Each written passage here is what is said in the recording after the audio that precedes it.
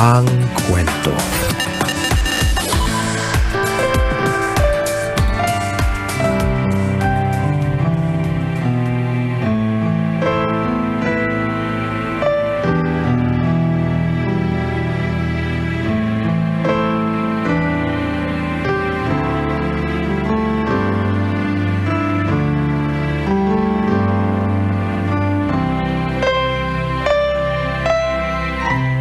Dear Nicole and Chris, ako si Marie, tambalanista sa loob ng mahigit isang dekada.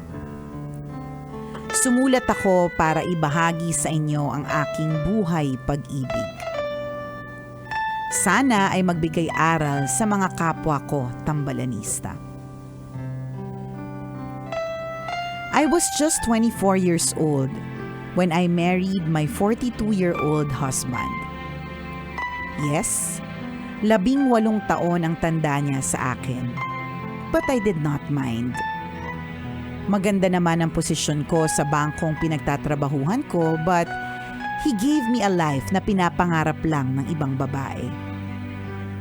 Dahil maganda ang trabaho niya, may sarili siyang bahay, and he was able to provide me not only the things that I need, but also what I want. After 6 years, we were blessed with a son. Nanatiling masaya ang pagsasama namin, hindi kami nag-aaway ng matindi. Ang sikreto kasi, lagi siyang umaayon sa kung ano ang gusto ko. When he turned 60, nag-retire na siya sa trabaho. Dahil malakas pa at masigla, he was enjoying his retirement. Ako naman, kahit stable sa trabaho at due for promotion ulit, parang nakaramdam ng pagod. 21 years na din naman ako sa work, kaya naisip ko na mag-early retirement na. 2 years pa lang retired si Hobby nang biglang magkasakit. Nagpabalik-balik kami sa ospital at hindi nagtagal, kinailangan niyang magdialysis. He became fully dependent on me. Kinailangan ko na siyang pakainin at lagyan ng diaper. Inalagaan ko siya at patuloy na minahal hanggang bawian siya ng buhay August last year. Hindi maubos-ubos ang luha ko. Hanggang ngayon, umiiyak pa din ako kapag naiisip ko siya. I allow my tears to flow freely. I allow myself to grieve no matter how long it will take. Mabuti na lang at nag-early retirement ako. Nagkaroon ako ng pagkakataon na ibuhos ang lahat ng pag-aaruga at pagmamahal sa asawa ko sa mga huling sandali ng buhay niya. Sa mga kapwa ko tambalanista, sana ay magsilbing paalala ito sa inyo na habang kasama niyo pa ang mga mahal sa buhay, iparamdam ninyo ang pagmamahal ninyo sa kanila. Tell them and show them that you love them. Hindi kasi natin alam kung hanggang kailan na lang natin sila makakasama. Ang inyong tambalanista, Marie.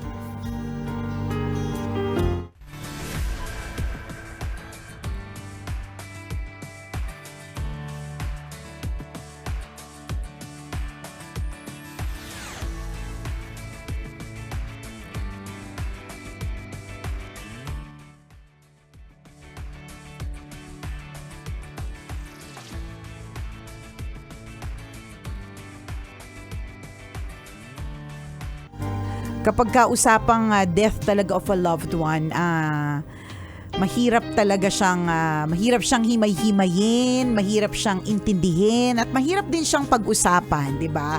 Kaya we'd like to dwell on the lesson that itong si, anong pangalan niya? Seryoso ka. Sa kalimutan agad yung pangalan. Sino nga kakausapin ko? Ano na nga Sino to? na Ano nga? nga kwento to? Sino na nga ako? Ba't ako nandito? Si Marie. Si Marie, ayan, si Marie. Yung lesson na gusto niyang i-impart sa ating lahat, 'di ba? At ito po ay lesson na araw-araw po nating naririnig. At sana naman kapag ka naririnig po natin na ina-absorb talaga natin.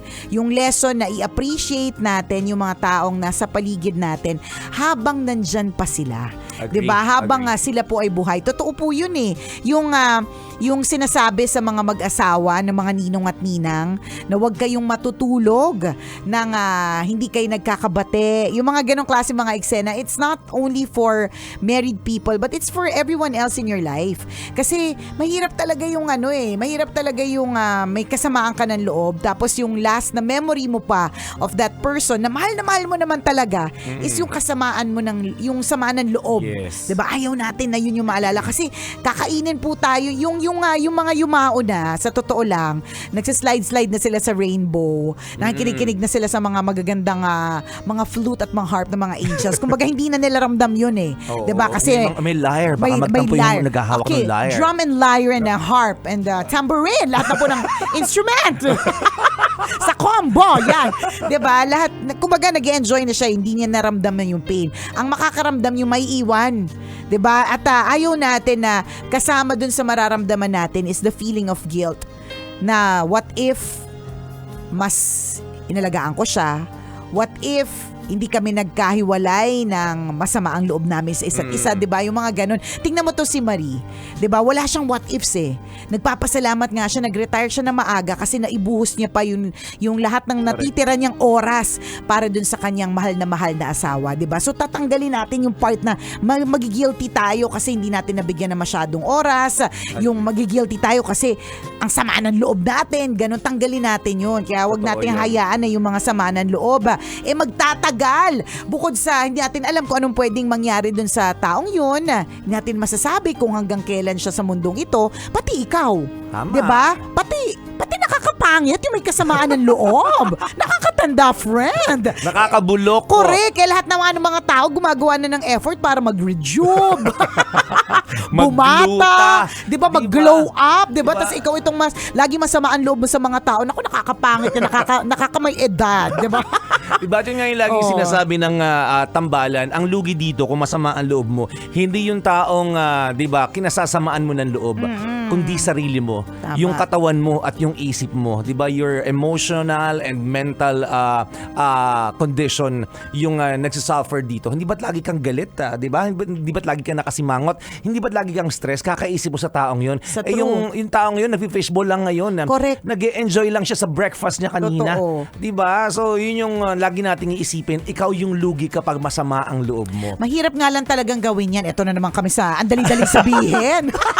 Pero yung kasamaan ng loob namin talagang ang hirap patawarin, nakakainis, nakakabwisit, lalo na kung matindi talaga yung pinagdaanan. Pero tingnan mo, ikaw yung buwisit na buwisit. Ang Diba? taas ng ang taas ng level ng energy mo na negative energy yan Totoo. 'Di ba? Yung ganun. Pero samantalang yun nga kainisan mo. Diba, nag-party kagabi yun eh. Nagpapamanicure.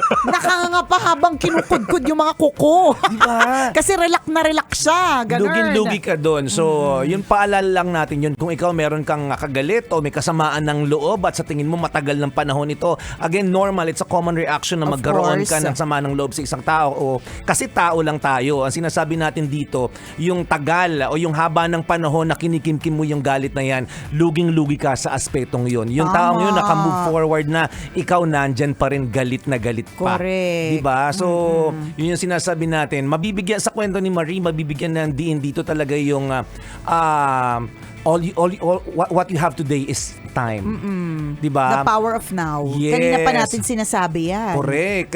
Diba napaka-importante nung time na meron ka ngayon. Saan mo siya gagamitin? Yung lagi yung itatanong mo sa sarili mo. Diba gagamitin ko ba tong oras na ito para mang-bash ng tao?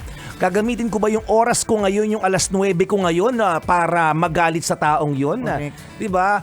lagi nating iisipin yung alas 9 mo ngayon ay alas 9 mo lang ngayon.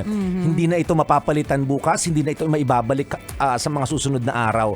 Iisa lang yung alas 9 mo ngayon. Yan na yun. Diba? At saka kapag alam po talaga natin na kung ang alas 9 natin ay alas 9 hindi na babalik. Oo. Diba? Mas i-value natin siya. Yes. Diba? Mas gagamitin natin ito ng tama. Diba? Yan. Parang ilog sa tubig, yun nga yung sinasabi nila, yung pag-agos ng ilog sa tubig. Tubig sa ilog. Ay, ano mas?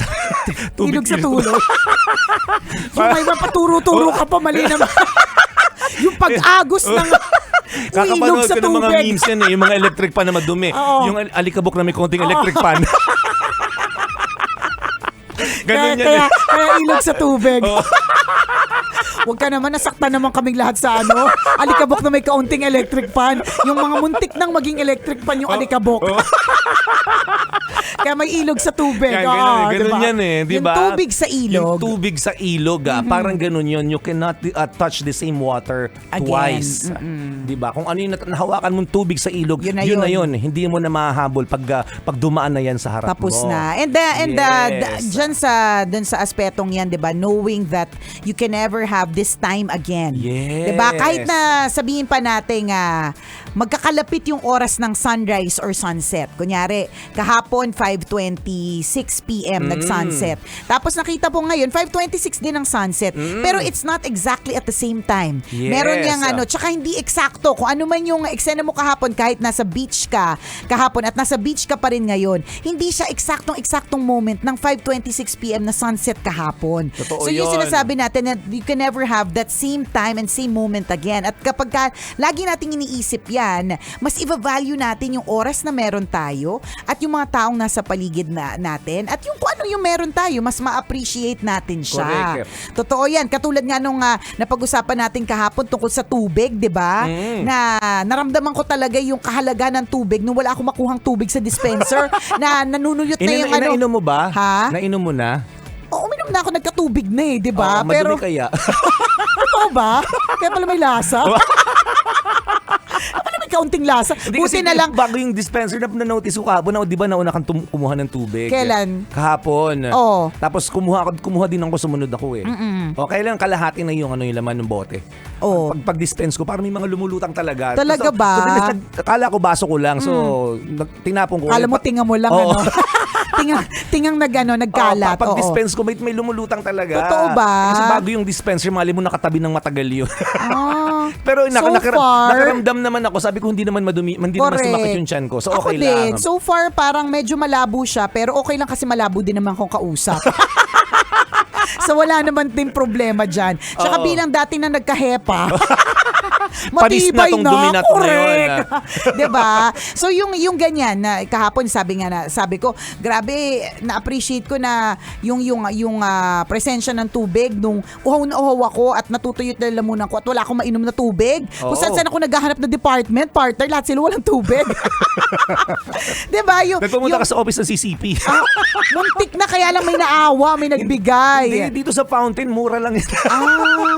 Sa bagay. Dami ng tubig ng fountain ng CCP, oh. The best things in life are free. Oo.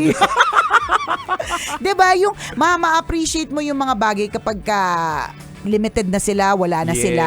Diba? correct. Yung mga ganon. So habang nandyan sila, habang may tubig, enjoy mo, tipirin mo, diba? Pero i-enjoy mo at the same time. Yung trabaho mo, diba? Kahit nakakainis, nakakapagod, nakaka-stress, i-enjoy mo kasi may trabaho ka. Yung mahal mo sa buhay, katulad nitong si Marie, yung asawa mo, yung mga anak mo na ini-enjoy mo, kahit maiingay, minsan nasarbusalan ng bibig, diba?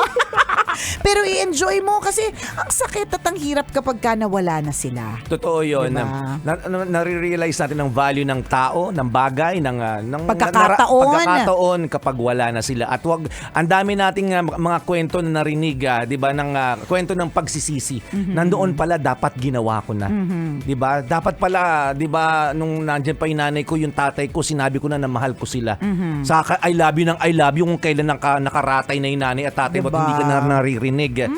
Di ba? Saka mo ibibigay yung mga gusto kung kailan hindi na nakakakain, di ba? Totoo yan. Eh, di Totoo ba nga, yun. nung Mother's Day, yung tayo mga anak, Happy Mother's Day to my nanay, siguraduhin ko na susuklian ko lahat na paghihirap mo. Eh, hindi ka nga mautusan sa bahay. Eh hindi ka nga nakabili ng electric pan kasi electric pan nga nila, ano yun? Alikabok na muntik maging electric pan. O, kailan mo Diba? bibilhan? Kung kailan Oo. nakaratay na, 'di ba? Oo. Nilalamig na 'yan, hindi niya na kailangan ng electric fan, 'di ba? Oo, padabog-dabog Yung ka mga pag ganon. inuutusan ng nanay mo. 'Di ba? Kailan ka pa susunod? Kung kailan wala na sila kasi wala na mag-uutos sa'yo. Tama. 'Di ba? Yan yung mga sinasabi Ganon. nating i-appreciate natin, 'di ba? Yung minsan naiinis tayo sa talak ng nanay. Oo. Pero para sa ibang tao na walang nanay, yung talak na yan is music to their ears. Yes. Para sa na irita, bad trip, nakakainis, nakakatililing, 'di ba? Parang ganon. Pwede magpalit ng nanay, 'di ba? Para sa'yo, di ba, ganyan kasi araw-araw, di ba? Oo. Pero there are some people na sobrang miss na nila yung nanay nila that they will do anything para lamang makasama pa nila na matagal, para lang marinig ulit nila yung nakakatililing, nakakatoreteng paulit-ulit na salita, di ba? Pero hindi na nila magawa. Bakit? Kasi wala na po yung nanay. Tama, 'di ba? Mamimiss mo rin sila pag nawala sila. And That's sure, true. iiyak ka. Ayun 'Di na ba? nga. So while there is time, while they're still able and alive, Correct. 'di ba? Ipakita mo na 'yung pagmamahal mo sa kanila. Tama. Bago pa mahuli ang lahat. Kaya tingnan mo ito si Marino, walang pagsisisi pero syempre puno ng grief, puno Oo. ng kalungkutan, 'di ba? Sabi niya nga hindi mauubos-ubos ang luha. At hindi ko naman sasabihin at hindi namin sasabihin na mauubos din niya, mapapagod ka din kasi hindi naman din ganun kadali ang mga bagay-bagay. Lagi namang only time can tell. Yes. 'Di ba? Panahon lang ang talaga magsasabi. Kahit napakaluma na po ng kasabihan na 'yan tungkol sa panahon, pero panahon lang din talaga magsasabi. 'Di ba? Totoo. Halimbawa, galit na galit ka sa isang tao, panahon lang din magsasabi na isang araw hindi ka na magagalit dyan. Marirealize mo na, ay, itong mga bagay pala na kinagagalit ko, hindi ko na dapat pala ikagalit. At sana Diba? ma-realize mo na yan soon. Diba? Totoo. Huwag patagalin ang galit. Lugin-lugi ka lagi dyan, kabisyo. Totoo yan. Alam mo, minsan yung mga bagay na ikinaka-stress natin ngayon, after 6 months or after a year, hindi naman pala siya bagay na dapat, kung ika-panic mo, kung Oo. ika-sakit ng ulo mo at ika-risk ng health mo, wagas. 'Di ba? Pero after a few months pala and after a few years, it doesn't really matter. Diba? Patul na Totoo. patul ka nun. True. Galit na galit ka Oo. nun. Diba? Pero hindi wala naman pala siyang halaga. So, Tama. relax lang and chill lang. Muli ako po si Nicole Yala. At ako naman si Cambio King Chris Chuper. Na nagpapaalala, walang matatag na relasyon sa malanding na determinasyon. Yun!